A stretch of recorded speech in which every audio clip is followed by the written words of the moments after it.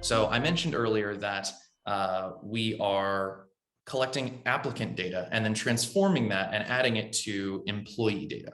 So part of the reason that I use signals in this process is that signals allow you to transfer data from one process to another.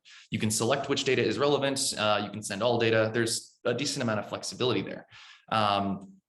So I've used them for that. I also use them because in looking at this, you can probably start to see how this is broken out, that there are certain things that absolutely have to follow others. There are certain things that are processes that can live independently. Using signals, you get to play with Legos in whatever order you want, and you can configure them to key off of whatever the different relevant pieces are. As we get a little bit further along, you'll see in this onboarding process down here, there are training requests and equipment requests. The equipment requests I referenced earlier, and similarly with training, these are things that are probably going to be useful for anyone within the company who wants to shift roles, receive additional training, try and get an updated laptop. So these are signal start, but also manual start, so that people can start those individual processes as needed and not just be bound within this overarching process.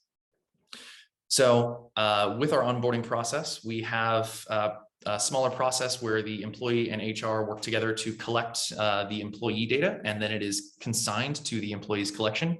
The hiring manager begins to set up their team and prepare for the new hire's arrival. And then once we have those pieces put together, we prepare their onboarding materials, get the training request in, and start their equipment request as well.